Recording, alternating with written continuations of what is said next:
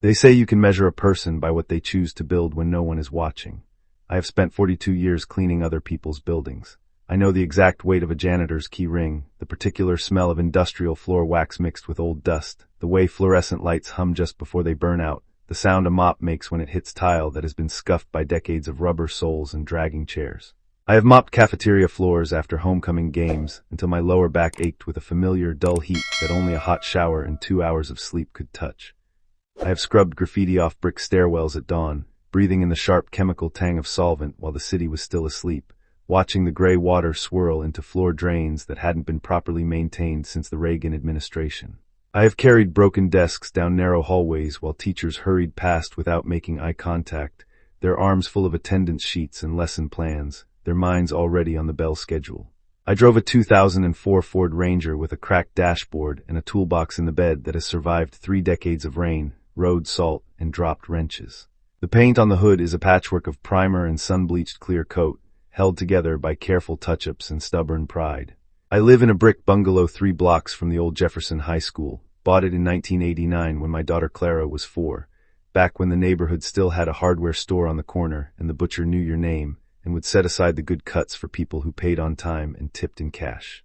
The place is quiet now, shaded by mature oaks whose roots have slowly pushed against the sidewalk, cracking the concrete in deliberate, patient lines. It is the kind of street where neighbors leave spare keys under terracotta flower pots and wave from porches without expecting anything in return, where people borrow tools and return them cleaned and oiled, where a wave from a passing car still means something. I wear canvas work pants and steel-toed boots that have been resoled enough times that the original leather exists only in memory, stitched and reinforced until the shape has adapted to the exact curve of my feet. My knuckles are mapped with scars from slip pipe wrenches and rusted rebar, from years of forcing stuck valves and prying open seized access panels. My shoulders carry the permanent, familiar ache of lifting what other people consider too heavy, of balancing loads on uneven floors, of holding weight until someone else can take their share. And when I walk into rooms where people wear tailored suits and speak in acronyms, I feel the air shift, not hostile, just cooler. The careful, unspoken distance people maintain from someone whose hands are meant to hold mops and wrenches, not contracts and blueprints. It is not malice, it is habit. It is the automatic categorization the mind performs when faced with someone who does not match the expected silhouette of influence. What those people do not know, what the neighbors who borrow my ladder on weekends do not know, what my daughter Clara did not know until recently, is that I have been quietly acquiring and preserving historic urban land for 36 years. Not as Arthur Vance, the retired school custodian, but as the sole trustee of the Vance Heritage Foundation, a deliberately opaque entity structured through municipal easement trusts, historic preservation LLCs, and quiet deed transfers so carefully arranged that my name appears in exactly 0 public zoning filings, 0 property tax assessments, 0 architectural press releases. I started in 1988 with $12,000 I had saved from overtime shifts, summer maintenance contracts, and a side business fixing leaky roofs for elderly homeowners who paid me in casseroles and quiet gratitude. I bought a deteriorating commercial lot near the old river district when the city was desperate to offload what they called blight. It was a collapsing brick warehouse with broken windows, rusted fire escapes, and a foundation that had settled unevenly into the soft river soil. The previous owner had walked away after a failed restaurant venture, leaving behind unpaid liens, environmental concerns, and a building that was slowly being reclaimed by ivy and pigeons. I held it. I cleared the debris myself, hauling broken timber and shattered glass to the county dump, working weekends until my hands were raw and my clothes smelled of wet brick and old mortar. I secured the structural surveys, traced the original deed chains back to 1912, and waited. A developer needed that exact parcel to complete a waterfront corridor. I sold it to him through a shell company, took a quiet equity position in his next project, and watched it become a recognized historic mixed-use complex that anchored an entire block. I learned quickly that real estate is not about buildings. It is about time, patience, and understanding what the land remembers. I did it again and again. Always quietly, always anonymously, always prioritizing structural integrity over quick turnover. I have acquired, preserved, or strategically leased 47 historic parcels and adjacent municipal lots over 3.5 decades. 18 failed to develop and were converted to public green space or community gardens. 12 returned steady, modest yields through long-term leases to local cooperatives and independent retailers. 17 became anchor projects that stabilized entire neighborhoods, preserving original facades while allowing modern interiors. 5 are now recognized landmarks that appear on city heritage plaques, their preservation credits quietly attributed to unnamed trusts and historical societies. The Foundation's portfolio, including land, preservation easements, development rights, and quiet equity holdings, is valued at approximately $190 million. I still fix leaky faucets for neighbors on weekends. I still eat lunch from a thermos on my porch, watching the light shift across the oak leaves. I would not change a single detail of it. The money was never the point. The point was control. The point was the ability to step in when something worthwhile was about to be dismantled for short-term convenience, and the ability to step back when it no longer needed me. My daughter Clara is 29 years old. She is brilliant, meticulous, and has a rare ability to see how buildings should breathe before anyone has drawn a single line. She graduated with honors from Columbia's architecture program, not because she was the loudest in studio critiques, but because her models were structurally honest, her drawings precise, her arguments grounded in material reality rather than fashionable theory. She understood early that architecture is not about imposing vision onto space. It is about listening to what the space already wants to be, then finding the most respectful way to let it happen. She worked her way through a prestigious firm, taking on the late nights, the revision cycles, the thankless compliance work, and now serves as a junior project architect at Sterling & Cross, one of the most respected civic design studios in the state. When Clara brought her lead partner, Julian Thorne, to my house for a casual Sunday dinner, I was in the garage organizing decades of architectural salvage I had quietly collected over the years. Original brass door handles, hand-forged iron brackets, stamped terracotta fragments, yellowed blueprints wrapped in twine, sections of ornate cornices that had been carefully removed during renovations and saved because they deserved better than a landfill. I wiped my hands on a rag, walked to the kitchen, and shook his hand. He had a practiced grip, smooth, controlled, the kind of handshake that comes from years of closing deals in climate-controlled offices, of presenting to investors who expect confidence wrapped in polish. His eyes performed the familiar assessment, the quick calculation of value, the subtle recalibration of who deserves attention in the room. He asked what I did now that I was retired. I told him I did odd jobs, mostly building maintenance and light restoration work for the school district and a few local nonprofits. He nodded with the polite detachment people reserve for labor they assume requires no intellect.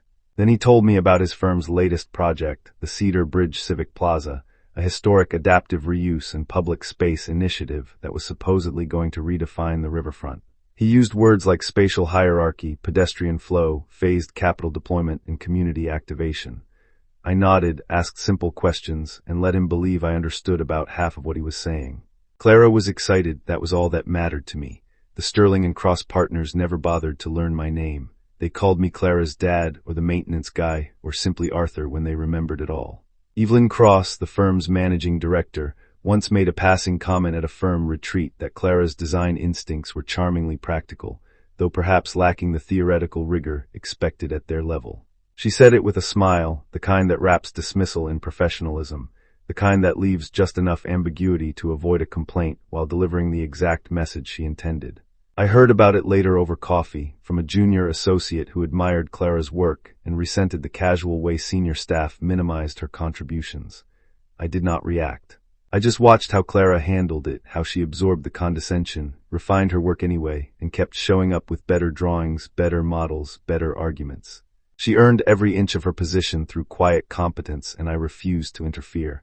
I wanted her to build her own foundation. I wanted her to know that her value was earned, not inherited. I wanted her to walk into rooms and know, without doubt, that she belonged there because of what she had done, not because of who her father happened to be. I have spent my life watching how people treat those they believe cannot help them. I have seen the subtle shifts in posture, the redirected eye contact, the polite smiles that mask impatience. I have learned that character is not revealed in grand gestures. It is revealed in the quiet moments when no one is keeping score. Clara learned it the same way. She learned it by watching me fix things that other people considered beyond repair. She learned it by watching me listen to buildings instead of forcing them into submission. She learned it by watching me leave rooms exactly as I found them, or better, without announcing that I had been there at all. 6 weeks before the city's final approval hearing for the Cedar Bridge project, Clara came to my house on a Thursday evening. The sky was the color of wet slate, and a light rain had been falling since mid-afternoon, drumming against the roof in a steady, familiar rhythm. She sat at my kitchen table, the same table where I had helped her trace floor plans with a ruler and explain load-bearing walls for over a decade, and told me that the firm was restructuring the project leadership. Julian and Evelyn had decided to move Clara off the lead design role and reassign her to construction documentation and compliance review. They cited budget pressures and regulatory complexity. They told her the vision was solid, but the execution needed senior oversight. Clara's voice was steady, but I saw the tightness in her jaw, the way her fingers traced the edge of a drafting notebook, the slight tremor in her hands that she quickly hid by folding them in her lap. I told her I believed in her work. I told her they would see it eventually. I told her to keep her head down and protect the details. What I did not tell Clara was that I had received a call 2 days earlier, not to my personal number, but to a secure line that only 7 people in the state have access to, the number that reaches the Vance Heritage Foundation's legal and financial counsel. The call was from Sterling and Cross's external legal team. The Cedar Bridge project had hit a catastrophic regulatory wall. The Historic Preservation Commission had filed an injunction over missing 1920s foundation documentation. The adjacent municipal lot, critical for pedestrian access and utility routing, was locked in a zoning standoff the city refused to resolve. Subsurface soil reports revealed unexpected fill layers that threatened structural compliance. Without original structural surveys, verified land access, and independent preservation funding, the project would stall indefinitely. The lead investors were preparing to walk. Sterling and Cross was quietly looking for every possible avenue to secure archival records, adjacent parcel options, and emergency preservation grants. The Vance Heritage Foundation was on their short list of anonymous land trusts and historic easement holders who might control relevant documents or bordering parcels. I said I would review the request. I asked for the full project file, every zoning submission, every structural report, every preservation commission filing, every investor correspondence. Then I hung up and sat in my kitchen for a long time, listening to the rain, watching the water beat on the window pane, thinking about gravity and time and the way buildings either stand or collapse based on what you cannot see. I spent the next 11 days conducting the kind of methodical review I always conduct. I read every page. I cross-referenced soil surveys with original 1920s municipal engineering logs. I matched zoning maps with historic deed transfers. I had my legal counsel examine the Preservation Commission's injunction language. I had my structural consultants model the fill layer implications. I walked the site myself at dawn, wearing a worn canvas jacket and carrying a flashlight, stepping carefully over cracked pavement and exposed rebar, running my hands along the original brickwork, noting the weathering patterns, the mortar joints, the subtle signs of settling that told a story no rendering could capture. The Cedar Bridge project was sound. Clara's design was exceptional. She had respected the original brickwork, preserved the historic load-bearing arches, and integrated modern accessibility without erasing the neighborhood's memory. She had designed sightlines that honored the river's edge, pedestrian pathways that followed natural desire lines, and material palettes that echoed the existing streetscape without mimicking it. She had studied the original 1918 municipal survey maps and aligned her new utility corridors with the historic drainage patterns, reducing the need for deep excavation and preserving the integrity of the original foundation walls.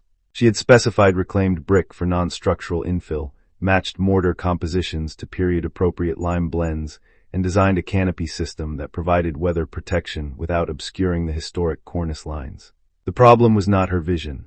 The problem was Sterling and Cross's cost-cutting, their reliance on superficial compliance, their refusal to invest in proper historic documentation, and their willingness to let a brilliant junior architect take the fall when the shortcuts caught up to them. Julian had built a compelling presentation. He just had not built a responsible project. Evelyn had managed the budget. She just had not managed the truth. They had skipped the archival research phase to accelerate the schematic design timeline, assuming the city would approve a generalized historic preservation plan. They had assumed the adjacent lot was municipally owned and freely accessible for utility routing. They had assumed the fill layer was consistent with standard urban backfill. They were wrong on all 3 counts. And when the mistakes surfaced, they looked for someone to absorb the blow. Clara was available. She was competent. She was unlikely to fight back publicly. It was a familiar pattern. It was also a fatal one. I thought about Clara sitting at my kitchen table, accepting a demotion because the people above her preferred to take credit rather than do the work. I thought about Evelyn's comment about theoretical rigor, delivered with a smile that never reached her eyes. I thought about the firm's habit of treating preservation as a marketing checkbox rather than a structural obligation. I thought about the way the industry rewards polish over substance, presentation over patience, visibility over integrity. Then I made 2 phone calls. The first was to my legal counsel. I instructed them to draft a preservation and land access agreement for the Vance Heritage Foundation to provide emergency funding, adjacent parcel leasing rights, and complete archival documentation transfer to Sterling and Cross. The terms were generous but included specific conditions. Clara Vance reinstated as lead architect with full public credit, independent historic compliance oversight, mandatory equitable hiring practices for subcontractors, and quarterly transparency reports on budget allocation. Standard terms for a foundation intervening in a project of this scale, but structured with precision. The second call was to Sterling and Cross's legal liaison. I said the foundation was prepared to move forward pending final execution of the agreement. I said the principal trustee required an in-person meeting before signing. I said the meeting would be at the trustee's residence. I said discretion was non-negotiable. The liaison confirmed. I gave them my address. The meeting was scheduled for Tuesday morning, 4 days before the city hearing. I cleared my workbench in the garage. I swept the concrete floor. I brewed a pot of coffee and set 2 mugs on the table. Then I changed into clean work clothes and waited. Julian Thorne arrived in a black sedan, parked in my driveway beside my truck.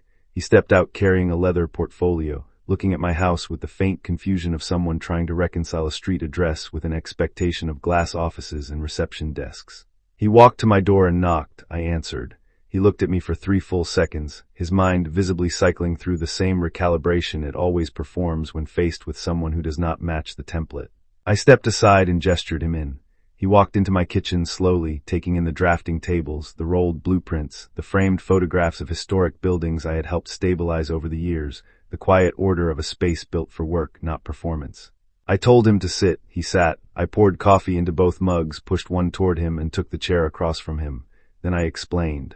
I told him about the Vance Heritage Foundation, about 36 years of quiet land acquisition, about the legal structures that keep my name entirely separate from preservation and development activities, about the parcels, the easements, the archival holdings, the current portfolio value.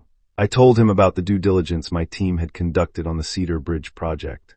I told him the design was excellent, that the historic fabric could be preserved if handled correctly, and that I was prepared to provide the funding, land access, and documentation they needed. I watched his face move through the familiar stages. Confusion, disbelief, comprehension, embarrassment, and finally, a quiet recognition that settles when someone realizes they have been reading the wrong blueprint entirely. When I finished, he asked why Clara had never mentioned it. I said because I never wanted her to build a career on what I owned rather than what she earned. I said I never wanted partners to treat her differently because of a trust fund she did not ask for. I said I had spent 36 years working in the background so she could stand in the light on her own terms. Then I slid the agreement across the table. I told him the terms were fair, possibly more favorable than anything else available given their timeline. I told him I believed in what Clara was building. I told him my team would provide structural and preservation oversight and that I expected full transparency, equitable practices, and respect for the people doing the actual work.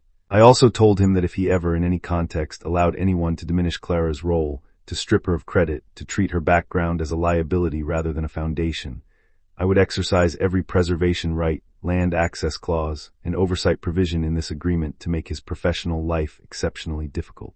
He looked at the documents for a long time, then he looked at me. He told me he had been arrogant. He said he had mistaken polish for competence and dismissed the people who actually understood how buildings stand. He said he had allowed corporate convenience to override professional responsibility, and he was ashamed of how it had affected Clara. He said he respected her work deeply, and he would spend the rest of his career making sure it was properly recognized. I told him I believed people could change. I told him I had watched enough professionals mature under pressure to know that humility learned through consequence tends to last. I told him to sign if he wanted the project to move forward. He signed. I signed. I made copies and handed him his set. Then I told him about the firm's restructuring. I told him about Clara's reassignment to compliance review. I told him I had advised her to stay quiet and protect her work. I told him I was going to let the city hearing proceed exactly as scheduled, with Clara seated where the firm had placed her, because I did not need a title to know where my daughter belongs. But I also told him that after the approval, after the contracts were finalized, he was going to have a conversation with Evelyn Cross. He was going to explain who the Vance Heritage Foundation was.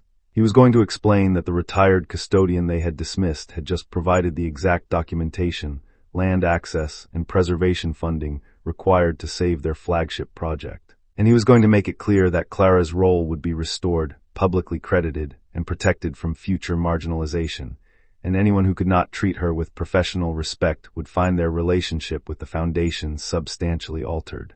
Julian looked at me for a long moment, then he said he would do exactly that. He said he wanted to do it immediately. I told him no. I told him to let the city hear the project as it stood.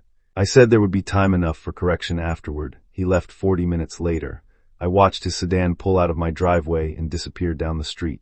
The city approval hearing was held in a municipal chamber with high ceilings and fluorescent lighting that hummed faintly, casting a pale, even glow over rows of folding chairs and a long wooden table where the Preservation Commission sat with stacks of folders, pens, and thermoses of coffee. I arrived early and took a seat in the back row, near the exit, in a dark suit I had bought for occasions that required quiet formality. I watched the room fill with developers, consultants, neighborhood advocates, city planners, and journalists. I watched Julian take his place at the presentation podium, straightening his notes, adjusting his posture, breathing slowly. I watched Evelyn sit in the front row beside him, her expression carefully neutral, her posture radiating the calm authority of someone who has finally secured the ground beneath her. I watched Clara sit in the third row, hands folded, eyes steady, saying nothing, waiting.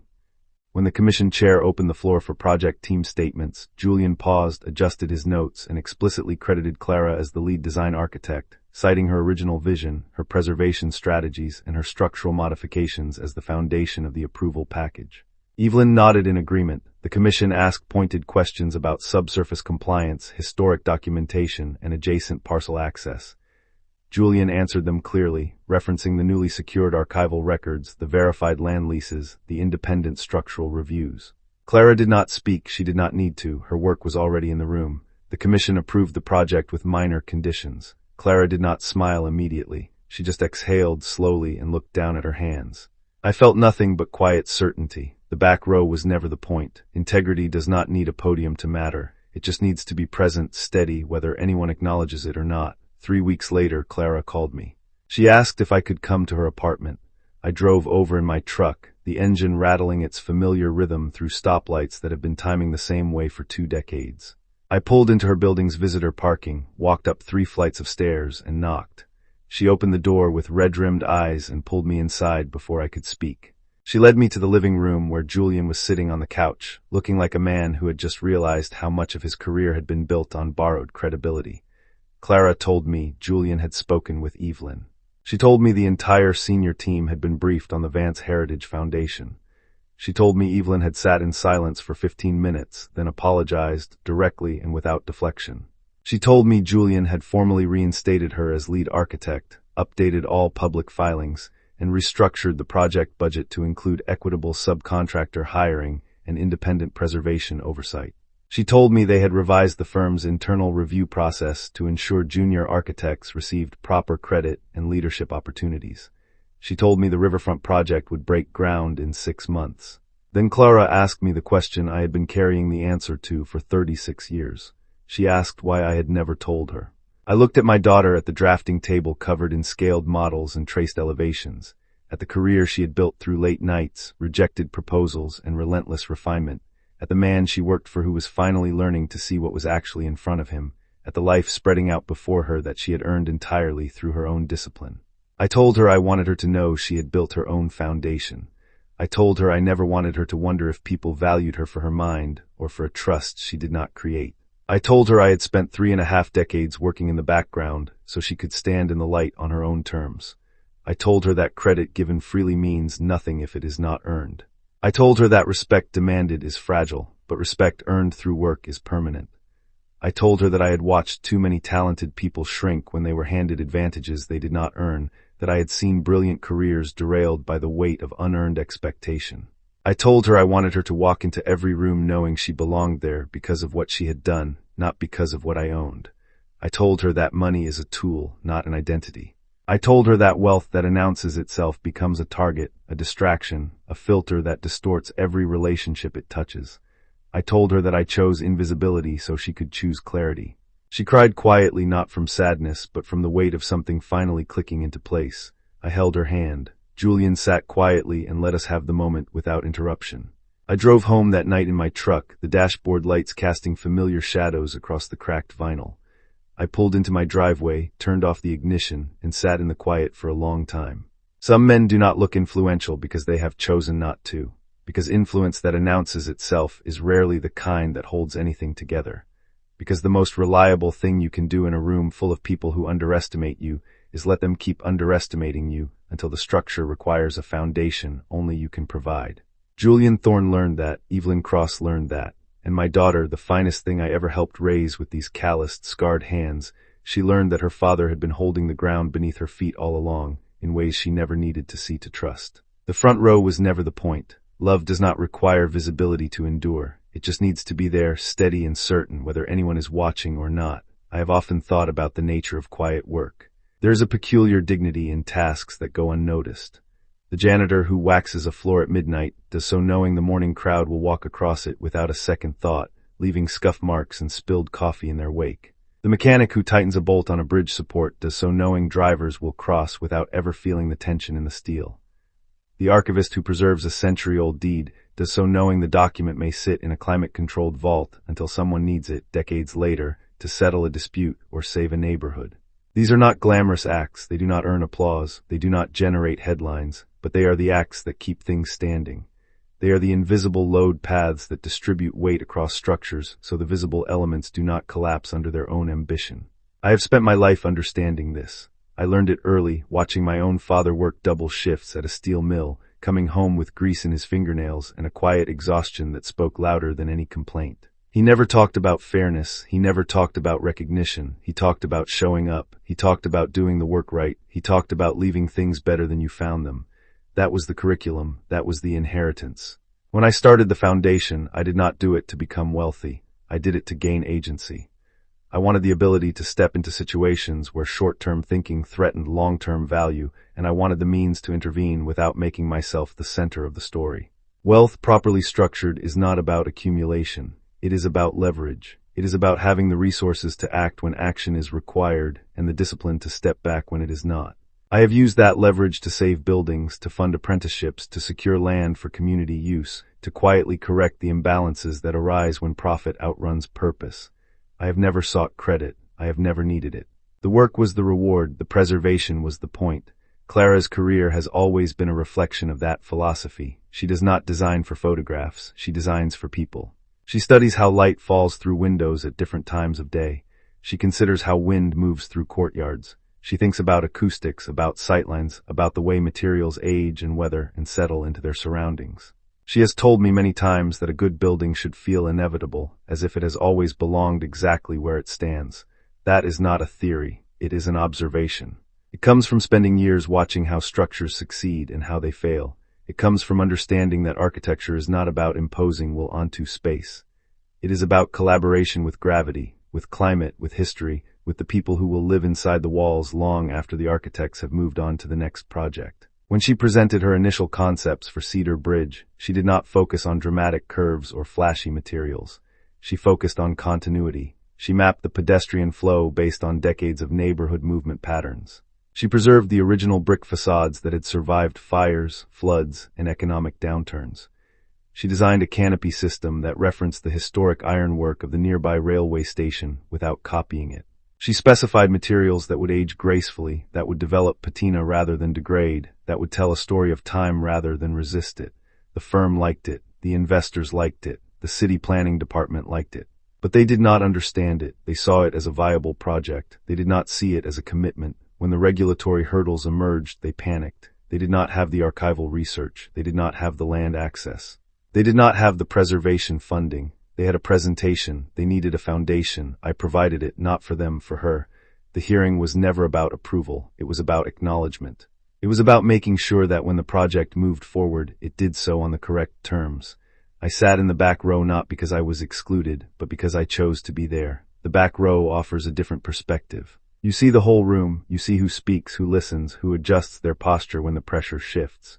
You see the moments of hesitation, the glances exchanged across the aisle, the subtle recalibrations that happen when someone realizes they have been operating on faulty assumptions. I watched Julian speak with clarity for the first time in months. I watched Evelyn nod without performative enthusiasm. I watched Clara sit quietly, knowing her work had already spoken. I watched the commission members review the documentation, verify the compliance records, and sign off on the project without the usual political theater. It was efficient, it was professional, it was exactly what it should have been. There was no drama, there was no confrontation. There was only the quiet resolution of a problem that had been created by shortcuts and corrected by preparation. That is how things should work. That is how they usually do not. In the weeks that followed, the firm underwent a quiet restructuring. It was not public. It was not announced in press releases. It happened in internal meetings, in revised project workflows, in updated credit assignments, in the gradual realignment of priorities that occurs when leadership finally recognizes that competence cannot be managed out of existence. Julian stopped relying on superficial presentations and started investing in proper research phases. Evelyn stopped treating preservation as a compliance checkbox and started treating it as a structural requirement. Clara stopped absorbing disproportionate blame and started receiving proportional recognition. The project moved forward. The ground was broken on schedule. The construction crews arrived with the proper permits, the verified documentation, the secured funding. The work began. It was messy, as construction always is. It was loud, as progress always is. It was necessary, as good work always is. And through it all, Clara led. She visited the site regularly. She reviewed the masonry joints. She verified the mortar compositions. She adjusted details based on actual conditions rather than theoretical models. She earned her place every day. She did not need me to do it for her. She only needed the path cleared so she could walk it. That is what a foundation does. It does not carry the structure. It supports it. It allows the visible elements to stand without collapsing under their own weight. I have spent my life believing that character is not revealed in crisis. It is revealed in preparation. The people who handle emergencies well are not the ones who perform under pressure. They are the ones who did the work beforehand. They are the ones who studied the maps, verified the documents, secured the land, understood the soil, traced the deed chains, respected the history, and planned for the inevitable complications that always arise when you build something real. Crisis does not create competence, it exposes it. I have watched countless professionals crumble when shortcuts catch up to them.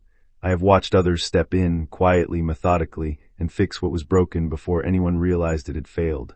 The difference is not talent, the difference is discipline. The difference is the willingness to do the unglamorous work that no one will applaud, knowing that the structure will depend on it later. I have built my life on that principle. I have funded projects on that principle. I have raised my daughter on that principle. And when the moment came to intervene, I did not do it with spectacle. I did it with documentation. I did it with contracts. I did it with quiet, irreversible action. That is how you change things, not with speeches, not with confrontations, not with public revelations. You change things by ensuring that when the truth finally surfaces, it does so on terms that cannot be undone. Clara's career will continue to evolve. She will face new challenges. She will encounter new blind spots. She will work with new partners who may or may not understand what she brings to the table. She will make mistakes.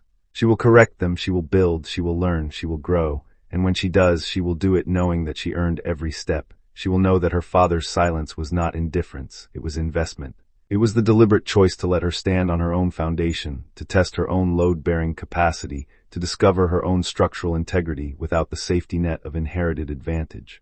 That is a rare gift. It is also a demanding one. It requires patience. It requires restraint. It requires the willingness to watch someone struggle and trust that the struggle is necessary. I have practiced that patience for 29 years.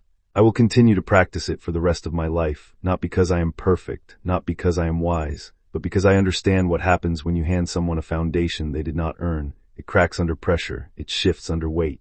It fails when the real load arrives. I would rather watch Clara build her own. I would rather watch her test it. I would rather watch her reinforce it when it needs reinforcement. That is how you raise someone who can stand in rooms where the temperature drops when you walk in.